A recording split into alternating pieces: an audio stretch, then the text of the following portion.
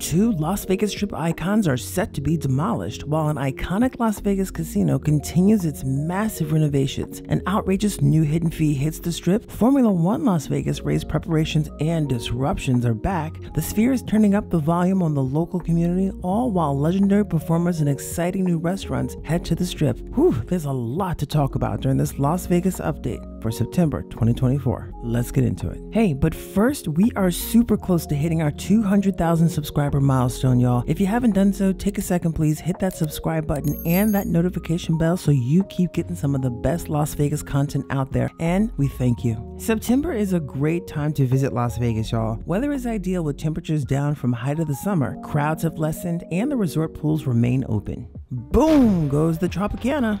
Okay, people, mark your calendars for October 9th because the Tropicana is going out with a bang, literally. They're not just demolishing the hotel, they're throwing a full-blown party with fireworks and a drone show. Fireworks light up the sky while the hotel crumbles to the ground at 2:30 a.m. I mean, who doesn't want to watch a hotel get blown up while sipping a cocktail? It's like the finale of Vegas, baby. Outrageous new hidden fee on the Strip. Watch out for this. The Las Vegas Strip has no shortage of hidden fees that can sometimes surprise unsuspecting tourists, from the hated resort hotel fees to restaurant concession fees and more. Unfortunately, we now have a new one for you. According to reports, MGM Resorts recently introduced a brand new fee called the ICE Contact Center fee, which sounds fancier than it is. Basically, if you want to talk to a real live human to book your room, MGM will charge you an extra $15 per night. Now, you can dodge this fee if you book online, but come on, what if you're more comfortable talking to someone? Social media is blowing up with folks calling out MGM for being heartless, especially to our beloved seniors who may not be so tech savvy. What do y'all think of this new fee? Let us know in the comments below. It's back! The F1 Grand Prix is coming, and with it, a traffic plan that sounds about as welcoming as a surprise bill. Starting right after Labor Day, crews will be working the night shift from 9 p.m. to 6 a.m. They'll be setting up lights, barriers, and bridges all around the Strip, which means some major intersections will be closed during the process. But don't worry, they promise you'll still be able to access all those businesses you love, and that the race circuit will be completely dismantled by December 23rd in time for the holiday crowds. But to be honest, if the disruptions are anything like they were last year, well, we recommend that you avoid driving to the Strip if you can while the work is taking place. Speaking of F1 Las Vegas, MGM recently dropped the bomb that room reservations for F1 are down 50% compared to last year. The CEO of F1 Las Vegas claims, however, that the bookings will ramp up after the summer break. Now, that will remain to be seen, of course. Meanwhile, the Las Vegas Convention and Visitors Authority is reportedly looking to pick up only $1.7 million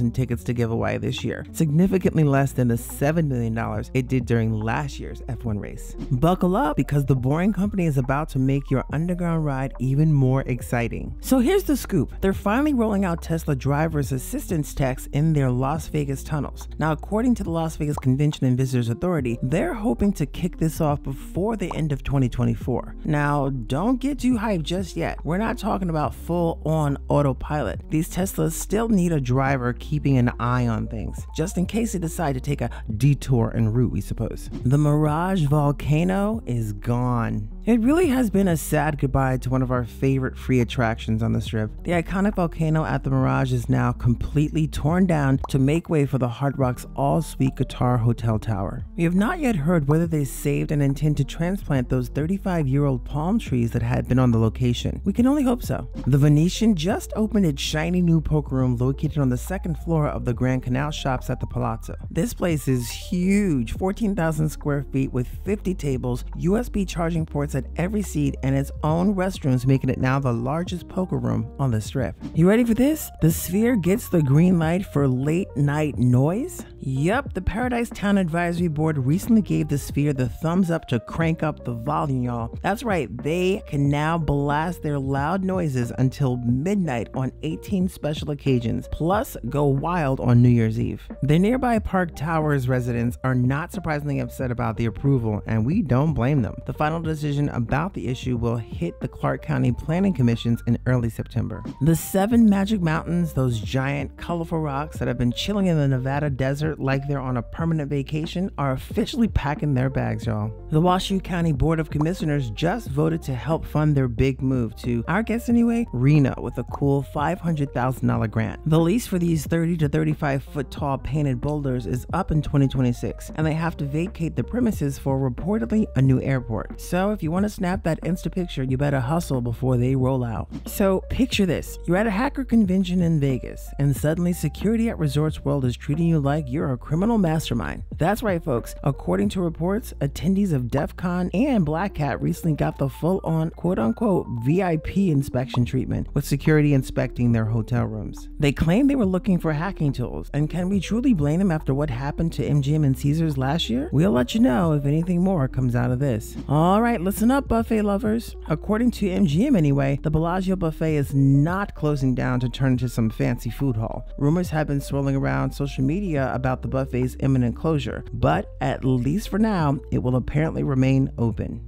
Only time will tell, however, if the rumors turn out to be true. Downtown Vegas is throwing the free Neon City Music and Food Festival from November 22nd to 24th, at the same time F1 takes over the Strip. The festival will reportedly include music headliners, of course, but also local food, art shows, and fireworks. The event will apparently stretch from Fremont Street all the way to the Strat. Now, we'll let you know as we learn more about this event. Get ready for the new immersive Vegas. Yep, the City Council just approved the new Vegas Immersive District next to Area 15. We're talking 36 acres of various immersive experiences, including a 200-room hotel and a horror experience straight from Universal Park and Resorts. Now, the attraction dubbed Universal Horror Unleashed, which we reported on previously, now apparently plans to open for Halloween 2025.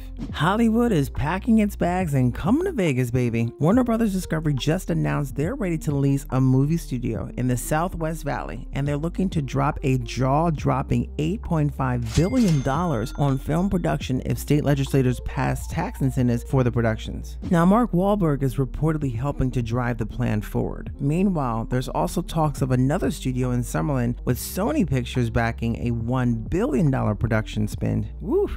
Sounds like Hollywood is definitely coming to Vegas. Alright, hold your horses for this one. Here's a fun fact for you. Nevada casinos collected a cool $24.4 million in unredeemed slot vouchers, aka Tito tickets, for the fiscal year ending June 30th, 2024. That's a slight dip from last year's $25.8 million, but hey, it's still a hefty chunk of change. Now, the casino keeps 25% of that pile of cash, while the rest goes to the state. So remember, folks, every penny counts, especially if it's unclaimed. Las Vegas just teased us with a sneak peek of the new Neon Museum, and then poof, they deleted it faster than I can say free buffet. But don't worry, y'all, we got the inside scoop. Now, the museum is apparently moving to a snazzy new spot atop a parking garage in the Arts District. Yes, you heard me right, a parking garage, where they'll have nearly triple the space. Think 47,000 square feet indoors and 60,000 outdoors. The move and renovations are expected to cost close to $45 million.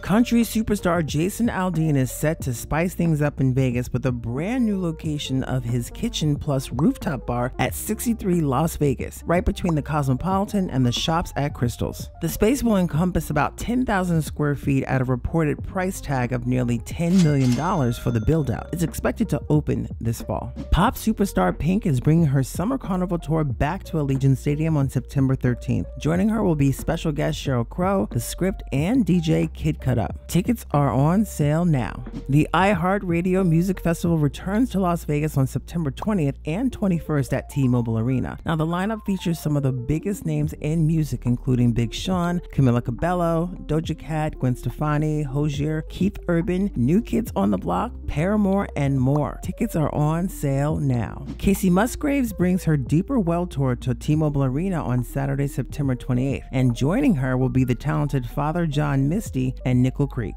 Miss Jackson if you're nasty. Janet Jackson in Vegas? Yep, the rumor mill has been buzzing, and now it's official. Janet Jackson is set to take the stage for a residency at Resorts World. She will be performing from December 30th and 31st, and again in January and February. Tickets are now on sale. Country queen Shania Twain recently kicked off the next leg of her residency, Come On Over, in August at Planet Hollywood. This show is a tribute to her iconic album of the same name, which, by the way, is the best-selling album ever by a female solo artist. Tickets are on sale now. F1 Las Vegas recently announced its music lineup for the event. One Republic will kick off the entertainment on Thursday. Then on Friday, Alesso serves up some of those EDM vibes. The main headliner will be on Saturday when Ludacris takes the stage. But listen, if you want to see these performances, you better be ready to shell out some serious dough, like $1,800 for a 3-day grandstand seating in the T-Mobile Zone where the performances will be held. Blake Shelton is back in Vegas and riding high after opening Ole Red at the Horseshoe. Now, he's announced a 6-date mini residency called Blake Shelton live in Las Vegas at the Coliseum at Caesars Palace in February 2025. Tickets are on sale now. Rod Stewart was gearing up to wrap up his 13-year residency tonight with his 200th show, but the charm of Las Vegas has him hooked. He's announced a brand new residency called the Encore Shows, featuring 12 dates next year. You'll be able to catch Rod from March to June with pre-sale tickets on sale now.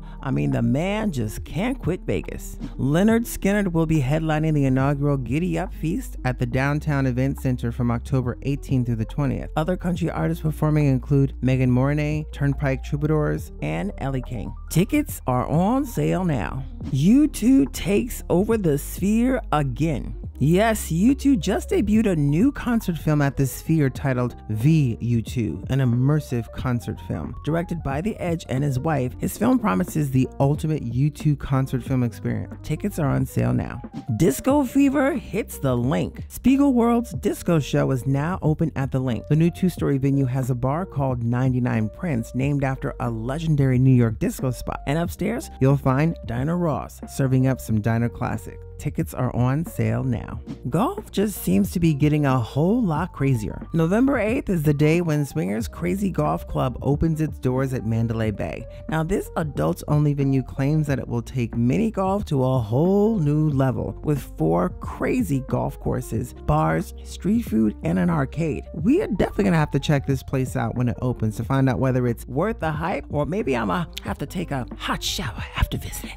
The Palms recently raised their all-you-can-eat buffet prices, and it's like they're trying to make us cry from what once was our favorite budget buffets. Brunch is now a rich $42.99, up from $32.99. Dinner from Saturday to Tuesday is now $46.99, while the Friday snow crab and prime rib specials are now $52.99. Their famous all-you-can-eat lobster buffet on Wednesday and Thursday nights has increased $15 to $79.99. We really do enjoy the Palms buffet, but it's hard for us to call it a true budget-friendly buffet anymore. As we reported previously, the Venetian Palazzo is undergoing a jaw-dropping $1.5 billion facelift, including redesigning all of its original 4,000 suites. Well, it's about to get a star-studded addition. Galena. That's right, the California hotspot known for its farm-to-table magic is coming to the Venetian and set to debut in late 2024. Station Casinos is ready to shake things up with their new sports tavern brand, 76 Taverns. Now, they're opening their first location in North Las Vegas by the end of September, and they plan to open up dozens across Las Vegas Valley over the next several years. The name? It's a throwback to the opening of their first casino in '76. The Westgate is celebrating the 55th anniversary of the King's first show at the Las Vegas International Hotel with a brand new exhibit of memorabilia. Now, the exhibit features items from Elvis's private collection, including his army watch and the shoes he wore during his last performance at the International. It's located in the main lobby and is free to the public. Y'all, Elvis lives on in Vegas. Ready for this? Sphere Entertainment is reportedly negotiating with Warner Brothers to bring an abbreviated version of the classic Wizard of Oz to the Sphere. Now, this version will be 80 minutes long, and it's going to cost a staggering $80 million,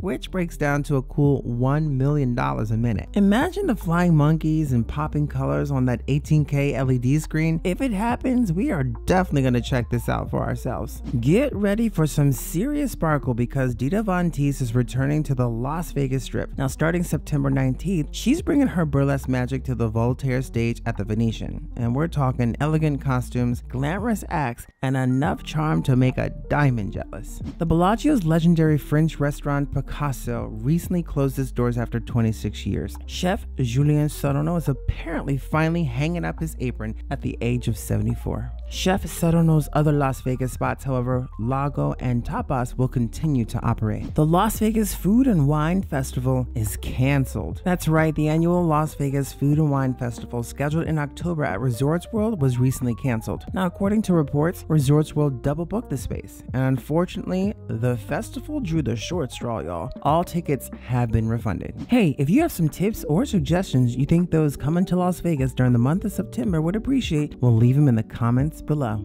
And one final thing, if you're coming to Las Vegas for a 3-day weekend and you want to know some things you must do, well, check out that video right here. It's somewhere on the screen, y'all. You see it? It's that video right there. It's right there. Click that. We'll wait. All right, y'all, and we'll see you in the next one.